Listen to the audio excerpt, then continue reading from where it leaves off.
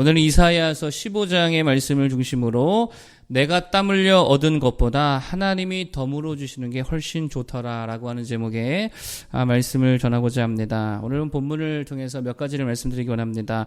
첫 번째로 우월 의식을 버려라라고 하는 것입니다. 이사야 15장은요. 어디에 대한 예언의 말씀이냐면 모압 족속에 대한 말씀입니다. 즉 이사야서가요 13장에서부터 계속 이방 나라들에 대한 경고의 말씀을 주고 있는데 뭐 바벨론, 아수르, 블레셋 그리고 오늘 이제 모압에 대해서 하나님께서 경고의 말씀을 주고 있습니다. 여러분 그런데 그런 거 궁금하지 않으세요? 이 말씀들의 독자가 누구였냐는 거예요.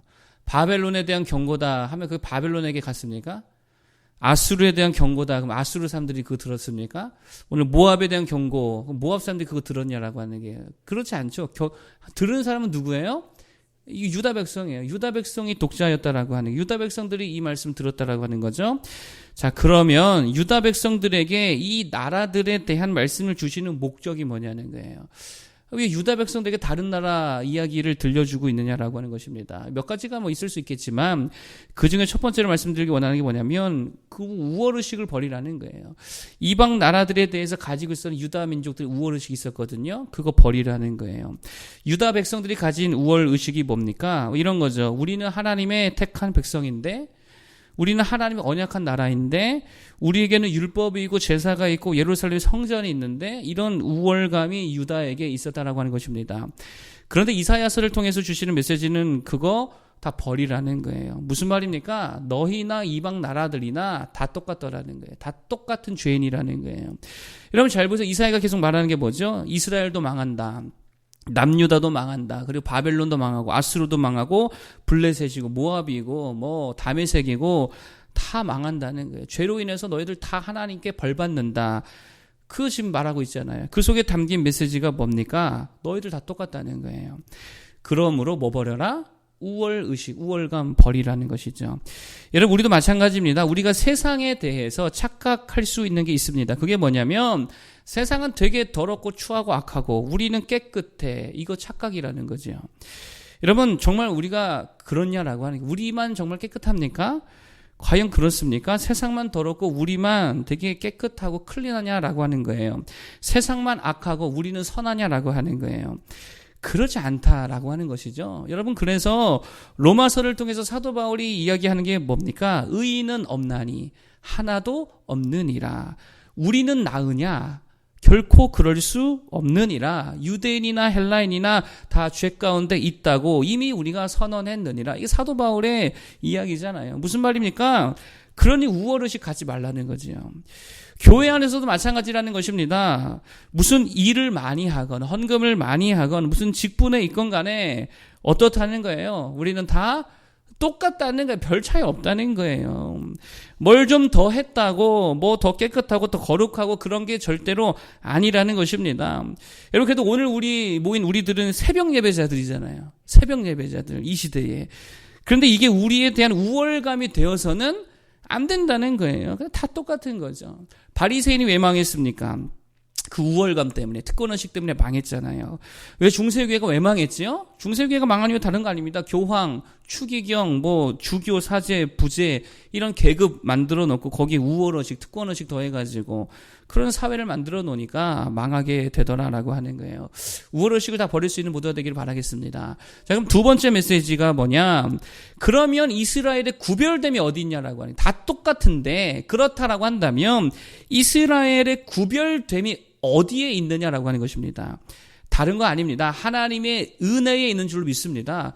그거라는 거. 하나님 은혜 보라는 거예요. 왜 그 많고 많은 나라 중에 이스라엘만 망했다가 다시금 회복시키고 다시금 살려주고 다시금 더 확장케 해주시느냐? 이거 뭘로 설명할 수 있겠어요? 이스라엘이 뭐 잘한 게 있습니까? 그거 아니라 그랬죠. 하나님의 은혜인 줄로 믿습니다.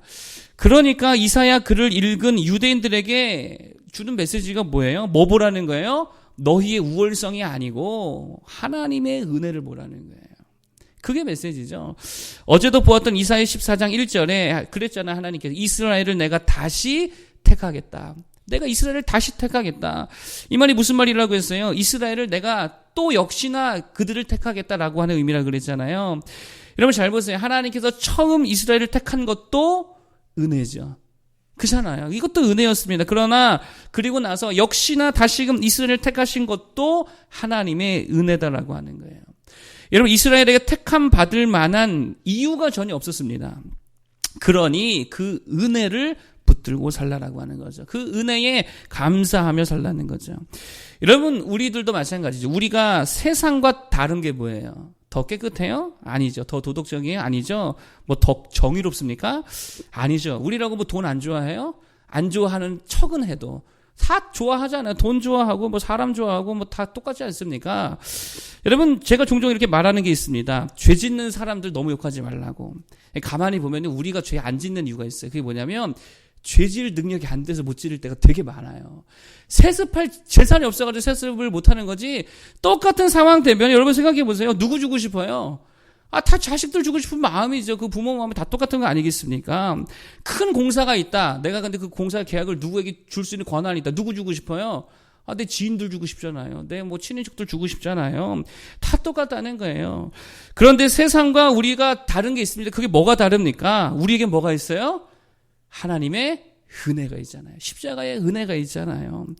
다른 차이는 아무것도 없습니다. 그냥 주님이 주신 은혜가 세상과 우리를 구별짓고 있다는 거예요.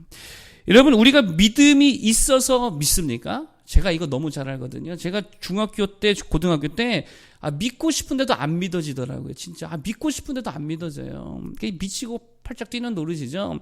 근데 어느 순간에 하나님께서 성령을 부어주시니까 이게 믿어지는 거지 내가 믿고 싶다고 믿어지는 게 아니라는 게 동정녀의 탄생을 어떻게 그게 믿어집니까? 성령께서 오늘 찬양 부른 대로 감동해 주셔서 믿음을 주시니까 믿어지는 거죠. 은혜 받으니까 믿어지는 거죠. 여러분 우리가 예배를 뭐 얼마나 좋아서 예배를 드립니까? 아니죠. 성령께서 그 예배에 대한 사모함을 부어주시니까 우리가 예배 드릴 수 있다라는 것입니다. 뭐라는 거예요? 하나님의 은혜라는 거예요.